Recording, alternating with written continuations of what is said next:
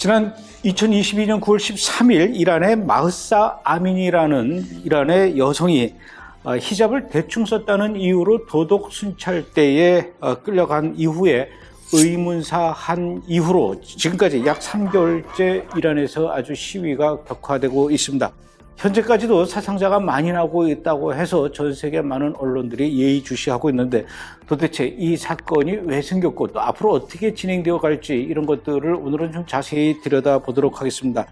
그래서 오늘은 이란 문제를 자세하게 설명해 주실 분을 모셨는데요. 한국 이란인교회 담임 목사님이시면서 또 한국 장로교 총연합회 이슬람 대책위원장이신 이만석 목사님을 이 자리에 모셨습니다. 어서 오십시오, 목사님. 반갑습니다.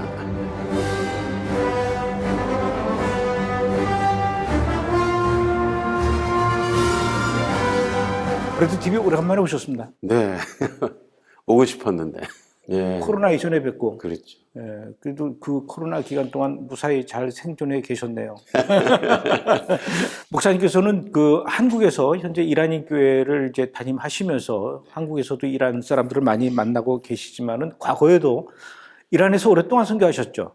네, 근 20년 동안 이란에 있었습니다. 그 이후에 그 이란을 떠나온 이후에도 가끔 이렇게 이란을 방문하십니까?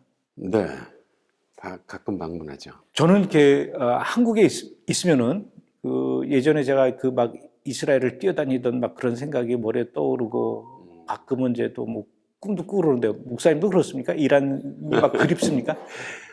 이란이 만약에 종교의 자유가 허락되고 문이 열리면 다시 들어가야죠. 현재 이란이 지금 도시 곳곳에서 굉장히 극렬한 시위가 일어나고 있는데 이번 시위가 사실은 이란의 도덕 순찰대 때문에 일어났다라고 하는데 도덕 순찰대는 뭐 하는 조직입니까? 이슬라믹 가이던스라는 것이 이제 엘샷이라는 거거든요. 지도하는 거, 이슬람을 지도하는 그걸 순찰을 도는 거예요. 그게 도덕 순찰대입니까? 예. 게시테 엘샷이라고 이란 말로 그렇게 얘기하는데 도적 순찰대들이 돌아다니면서 사람들을 이슬람 율법을 잘 지키나 안 지키나 이 감시를 하는 거예요. 그 눈으로 보이는 게 뭘 감시하는 거예요? 눈으로 보이는 게? 제일 쉽게 눈에 뜬 게 이제 히잡을 썼냐 안 썼냐? 제대로 썼냐 안 썼냐. 이 아마디 네젓이라는 사람이 아주 좀 강경 이슬람주의자인데 근데 그 사람이 이렇게 얘기를 했어요. 밭 해접 비해접아스트. 이 말은 무슨 말이냐면 해접을 대충 쓰는 거, 머리털이 많이 보이게 쓰는 거, 이거는 안 쓴 거랑 똑같다. 근데 그 이슬람 여인들도 이렇게 대충 쓰고 싶어 하나 보죠? 안 쓰고 싶어 하죠. 안 쓰고 싶어 하고. 네. 저도 예전에 그 비행기를 탔더니 무슬림 여성이었던 것 같아요. 그 비행기 안에서는 안 쓰고 있다가 비행기가 내리려고 그러니까 그제서야 막 주섬주섬 꺼내서 쓰더라고요. 그 정도로 싫어하나 봐요. 옛날에 팔레비 때는 예. 이거 못 쓰게 했어요. 왜냐하면 여자들이 아름다운데 아름다움을 사람들에게 과시하고 싶은 욕구도 있고 유럽에서는 다 안 쓰는데 아름다운 모습을 그대로 드러낼 수 있는데 이거 검은 포대기를 뒤집어 쓰면 이거는 아름다움이 퇴색되고 이게 안 좋다. 그래서 쓰지 마라 해가지고 못 쓰게 했거든요. 그때도 이란 여자들이 막 반대를 했어요. 왜요?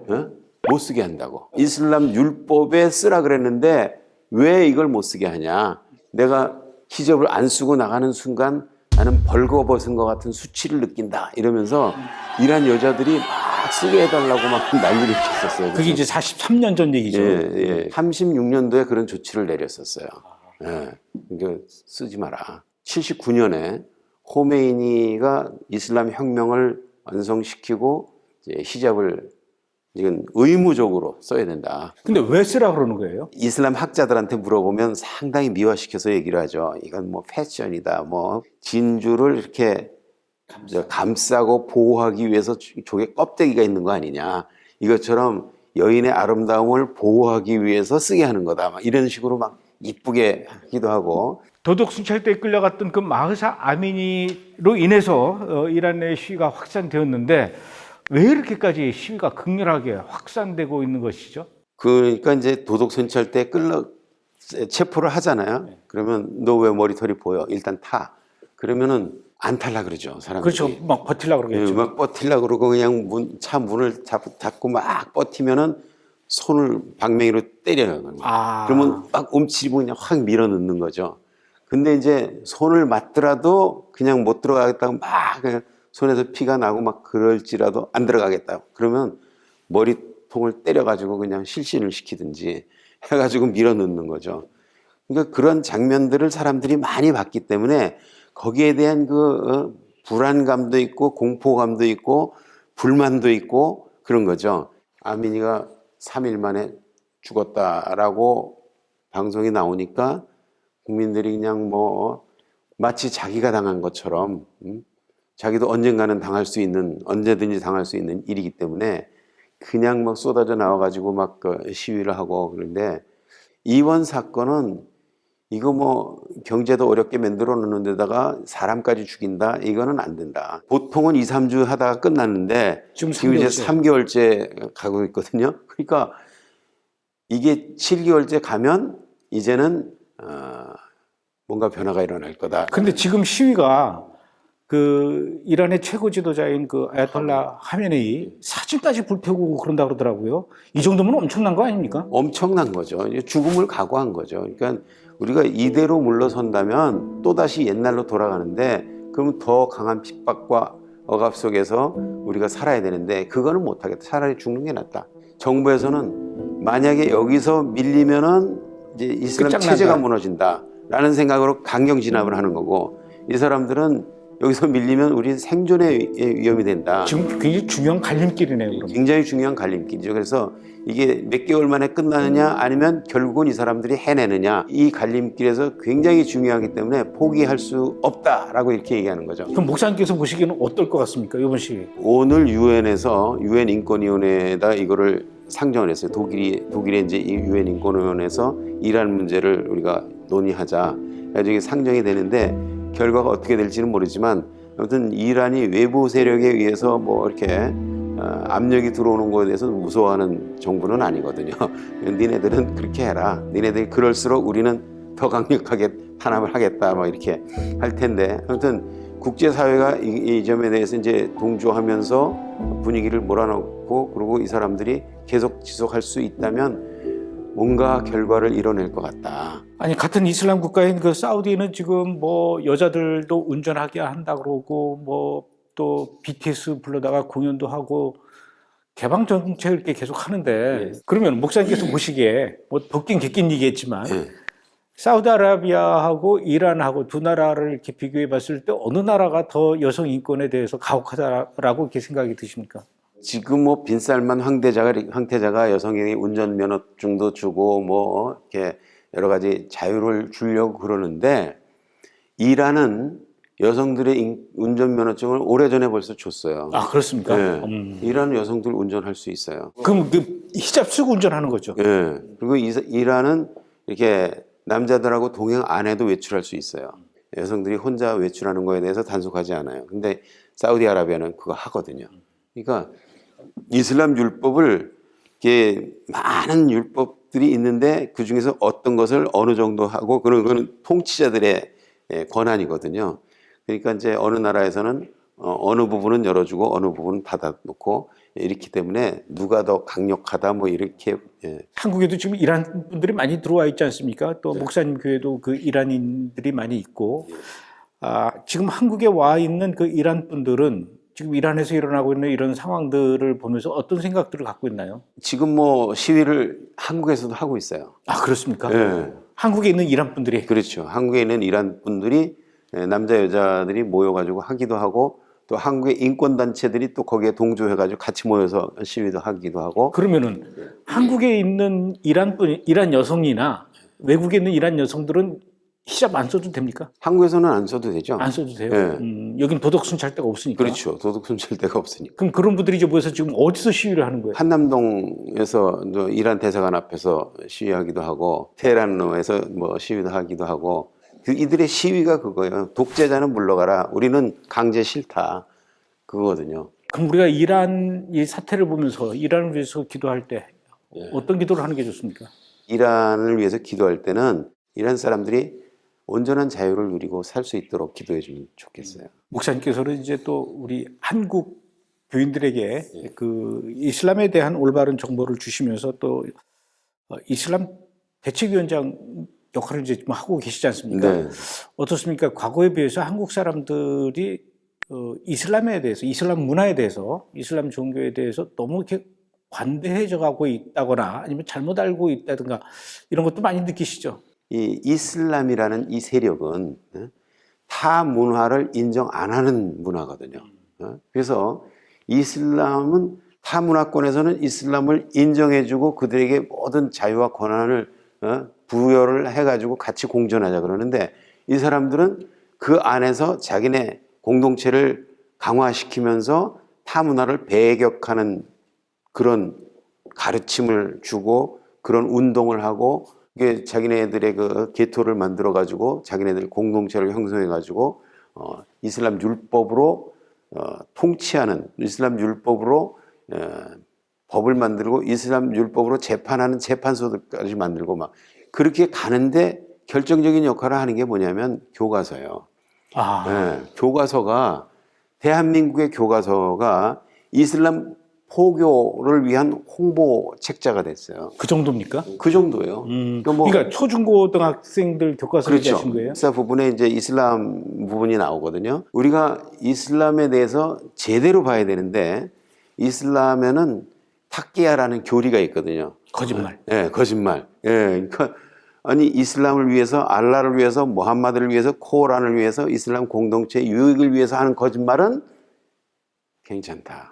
이 사람들은 교과서도 이슬람을 엄청나게 미화시켜서 만들어놨어요. 예를 들면 어떤 겁니까? 예를 들면은 이런 거죠. 이슬람은 평화의 종교다, 평등의 종교다, 이런 얘기, 뭐 관용의 종교다 이런 거를 교과서에서 그 선생님들이 가르친단 말이에요. 이슬람에서는 사실은 평화, 평등 이게 없어요. 율법 자체에 이렇게 제가 이슬람 평화의 종교라고 얘기하는 그런 여성들의 인권을 존중한다고 하는 이런 얘기들이 얼마나 거짓이냐면 무함마드라는 사람이 이슬람을 만든 사람이거든요. 그러니까 무함마드의 행동, 모든 행동은 모든 무슬림들의 기초가 되고 행동 샘플이 되는 거예요. 그걸 해야, 그대로 해야 착한 무슬림이고 좋은 무슬림이죠. 근데 이 무함마드라는 사람이 622년에 이제 메카에서 메디나로 와가지고 딸이 넷이 있었거든요. 무함마드가 이 4명의 여자가 있었는데 이 4명의 여자가 3명이 결혼했고 하나는 결혼 안 했고 근데 이 3명의 여자들 중에 나를 선지자로 인정 안 하는 사위들은 이혼해버려. 그래서 이혼을 명령했어요. 이혼을 명령했는데 첫째 딸은 나 이혼 못하겠습니다 라고 하니까 얘는 메디나로 안 데려갔어. 안 데려가고 둘째 셋째는 아버지가 이혼하라면 이혼하겠습니다. 그래가지고 이혼을 해버렸거든요. 이혼을 하고 나서 메디나로 오니까 이 과부가 되니까 이 과부를 오트만이라고 하는 장군한테 자기 딸 둘을 오트만 장군한테 아내로 줬어요. 딸 둘을 그냥 한꺼번에? 네, 한꺼번에. 자기를 선지자로 인정 안 한다고, 즉 이슬람을 믿지 않는다고 이혼을 시키고 가정들 파괴하고 이혼을 시킨 사람, 거기 어디에 여성의 인권이 어디 있고 거기 평등이 어디 있어요, 거기. 예? 말도 안 되는 거죠. 근데 대한민국 교과서에는 이슬람 평화의 종교에 평등의 종교에 관용의 종교라고 돼 있거든요. 그러니까 이렇게 잘못 배우고 거짓으로 배우고 이렇게 되면 아이들이 이슬람에 대한 판단력이 흐려지고 분별력이 흐려지죠. 근데 그 우리나라의 그 역사 교과서를 쓰시는 분들이 그런 거를 잘 이슬람의 역사를 모르고 그렇게 쓰시나 보죠? 그렇죠. 그 사람들은 알 리가 없죠. 왜냐하면 저쪽 중동에서 일어난 일이고 그 역사를 알 리가 없죠. 그러니까 이슬람 학자라는 분들은 무슬림들이고 무슬림들이 얘기하는 게 그대로 사실인 줄 알고 그냥 쓰는데 이 사람들은 탁기야 교리에 의해서 막 미화시키는 거죠. 거짓말하고. 네, 거짓말하고 미화시키고 거짓말을 학생들이 가르칠 수 있도록 교과서를 그렇게 만들었으니까 이거 얼마나 심각한 얘기예요. 이건 평등, 평화 전혀 아니고 처음서부터 남자, 여자는 평등하지 않다. 그리고 무슬림과 비무슬림은 평등하지 않다. 종교의 자유? 이거 없는 거다. 알라는 이슬람만 창조했다. 그러니까 이슬람 외의 종교를 믿는 사람들은 이거는 우리가 도저히 같이 갈 수 없다. 우리나라 교과서에 그렇게 잘못된 내용으로 기술되어 있는 거를 이제 목사님께서는 이제 확인을 하셨고 이거를 어떻게 고치려는 노력은 어떻게 해야 되는 겁니까? 그래서 지금 이제 심각한 게 뭐냐면 2022년 말에 이 교과서를 새로 고치기로 돼 있어요. 적당하게 공청회 몇 번 하고 이렇게 해서 그냥 밀어붙이려고 그랬는데 우리가 이제 반대를 하는 거죠. 이대로는 안 된다. 그럼 어떻게 교육부에다 항의를 해야 되는 겁니까? 그렇죠. 어떻게? 지금 우리가 열심히 싸우고 있고 이슬람에 대한 내용도 고쳐야 되고 교과서 내용 중에 이대로 가면 아이들 망가뜨린다. 그러니까 이거를 전면 개정, 이게 몇 가지를 고치라는 얘기가 아니라 전면 이건 개폐해라. 미국하고 이란하고 핵합의 이제 버락 오바마 대통령 시절에 하산 루하니하고 이제 핵합의하면서 이란에 대한 어떤 경제 제재를 이제 해제하고 뭐 그러면서 제2의 중동붐이 막 일어날 것처럼 막 얘기를 하다가 지금 이제 쏙 들어왔는데 다시 또 얼마 전에 그 사우디아라비아의 빈살만이 우리나라에 오면서 뭐 네옴시티 얘기하면서 우리 한국 기업들도 거기에 뭐 동참한다 뭐 이러면서 또 제2의 중동붐 얘기를 하거든요. 이런 제2의 중동붐 얘기하는 그런 분위기 속에서 이 교과서에 이슬람 문화가 이게 잘못 기록돼 있다 이런 얘기를 받아줄까요? 한국 정부에서? 그게 우리의 딜레마죠. 근데 사실은 역사는 있는 그대로 가리키고 그리고 뭐 경제적인 문제는 서로 친교를 하고 이렇게 해서 우호적인 관계로 서로 발전. 눈치를 볼까 봐 그런 거죠. 우리 대한민국의 미래를 위해서 학생들의 장래 행복을 위해서 대한민국이라는 나라의 이 장래가 결린 문제니까 교육 문제는 우리가 교과서 문제는 해결해야 된다. 그러면 그 교과서를 분석해서 이슬람에 대해서 이렇게 학자 교리에 의해서 이렇게 잘못 기술되어 있는 것들 이런 것들을 어디가 좀 틀렸다 이렇게 고쳐야 된다. 뭐 전체 다 뜯어 고치는 거는 버겁지만 우선 그것만이라도 좀 목사님이 중심이 돼서 좀 하셔야 될 것 같습니다. 제가 그래서 교육부에다가 편지를 넣었어요. 그러니까 우리 장로교 총연합회 이름으로 교육부에다가 교과서에 있는 이슬람의 내용이 너무나 왜곡되고 거짓으로 점철돼 있으니까 이런 내용은 이렇게 좀 바꿔달라라고 편지를 냈거든요. 답장 오면 또 소식 좀 전해주십시오. 근데 오늘 목사님 말씀 들어보니까 진짜 대한민국 교과서 굉장히 심각한 문제네요. 심각합니다, 지금. 예, 그런 걸 또 우리 기독교인들이 알아야 되고 또 이제 알게 됐으니까 목사님을 통해서 그래도 TV 시청자 여러분들도 또 목사님이 하시는 일에 또 응원하면서 동참할 수 있으면 동참하고. 그럼요. 그 어디 가서 뭐 시위할 일이 있으면 연락 주십시오. 저도 가서 같이 피켓 들겠습니다. 감사합니다. 오늘 나와주셔서 고맙습니다. 감사합니다.